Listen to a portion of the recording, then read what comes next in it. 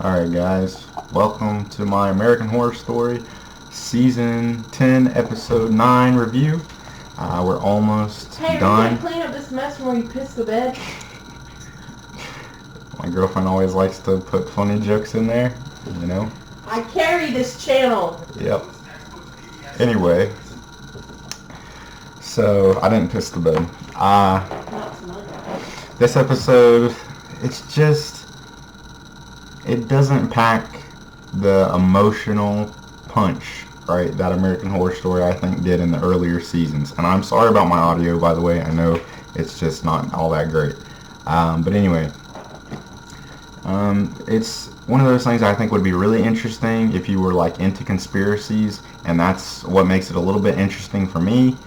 Just because I can like pinpoint like, oh yeah, I've heard a little bit about that conspiracy, you know, so I see what they're getting it all in there. But you know, at the same time, it's just one big conspiracy show. All it is, I don't know. It's just not, doesn't have the heart. There's no way that this next episode is going to end and you're going to have the same impact that you did with the ending of Murder House or you know, Asylum, Coven, like that. You know what I mean? And that's one, because of just the writing, and then that's two, because of, and the actors, and then two, that's because of the shorter season where you just don't really have all that time to build up to that emotional punch, you know. For the split season, I think the reason for the split is because they've already said, I think they're going to go to season 13 and then end there. And I think that's another problem with the show, is the fact that they're already renewed to season 13, so they don't really have to worry about, you know, well, maybe we'll get canceled if we're, you know, bad, and we don't get enough viewers or whatever. At least I think that's how that works.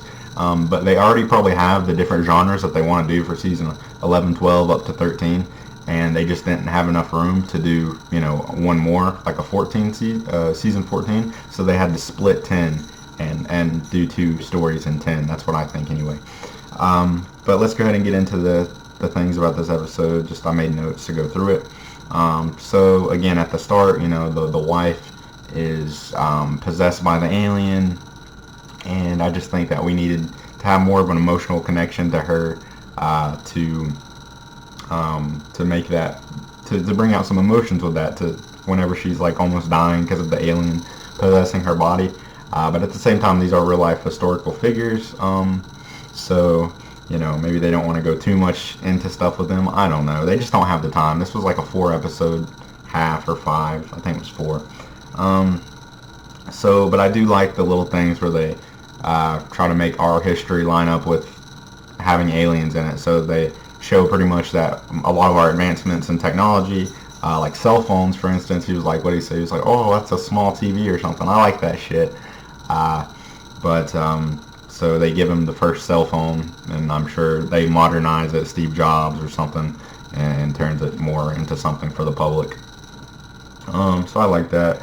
And then this is just a little thing. I like how she's talking about making Halloween and birthdays for more adults, because I guess it used to not be that way. You know, birthday parties, Halloween, things like that were for kids, but now we start to, in our modern day, have more parties and that for the adults. So it was just something I thought it was interesting, you know, how it wasn't like that back in the 50s or 60s. I like the line. So I really like this actor. I know I've heard people say that they don't like him, or that his acting's bad. I don't know the name, but he played not the Antichrist. Maybe it was the Antichrist. I don't remember, but he's his name's Val, I think, the alien ambassador guy. So I like that actor a lot. A lot of the lines from here, where he's kind of talking to the humans like they're children, you know, because I guess they are to him, pretty much. But he says you might want to keep an eye on that military budget. I thought that was pretty funny. And then we get somebody in the alien lair called Carolyn Givens. There's a lot of little name drops and Easter egg things. I guess that would make sense if you're into conspiracy. So I assume Carolyn Givens from Kansas. You know, everybody is famous. You know, people get abducted in Kansas. So yeah, I'm sure Carolyn Givens is some kid that actually went missing. And then we get to see the creation of Area 51, how it was come up with. You know, it's like, oh, okay, cool. You know, they're including everything in there, I guess. And there was a scene where Val is fucking the president's wife, or the old president's wife. I forget these names. I'm horrible with names. But I just thought that was funny. The dead look on his face with the beam eyes. He had a dead look. The one girl had like a dead look on her face. She was later on in the episode who was fucking the one dude, the girl who found out that the moon landing was fake or whatever. I thought that was funny as well. Just the look on their faces. So yeah, all that dialogue was funny. I couldn't understand what she said at the end. What Sarah Paulson said at the end. She said like, by the way, Val loved my fart. That's what I heard. I don't know. I couldn't turn on subtitles. But anyway, and then we get more into the Marilyn Monroe conspiracy. I've heard it before. She was killed by aliens or killed by the president or some crap like that. So yeah, there we go. We get Richard in here, a little brief thing. Richard from The Walking Dead. Just something stuck. Anybody who knows who that was, I didn't really like his character on Walking Dead, but hey, that actor was in here, so okay, cool. So this was very brutal, I thought. The alien scene when they cut the alien baby's neck, that was like some rated R shit. I know it wasn't a human baby, but still, it was close enough, except for the eyes. Seeing the throat get slashed, and whenever they cut the throat, the babies, they had the eyes get a little bit bigger. That was brutal to watch. Yeah, and then they drowned it as well, I guess, put it in the sterilizing liquid, I'm sure it is. But yeah, absolutely dark in that scene. Yep, and then they faked the moon landing. I think I said a little bit about that before, including every little conspiracy in here. And then let's see, and then the ridiculous plan at the end, the guy giving birth, he's cutting out the baby himself because I guess he wants to keep it. They're going to hide it somewhere. Apparently they have some type of telepathy connection to the babies, or maybe it's just a regular connection that a parent would have with their kid. I don't know. But yeah, so he cut out the baby. What was he going to do? Find somewhere to hide it? What's he going to fucking feed it? It's just very, whatever, stupid as fuck, I think. And then he was going to sew up the belly as well, like, or does it just heal itself? All he had was the knife and just cut out the sack. Nothing to numb you with or anything, okay. Yeah, but then he comes out, it's the face hugger thing, and that's why they're continuing to produce these babies.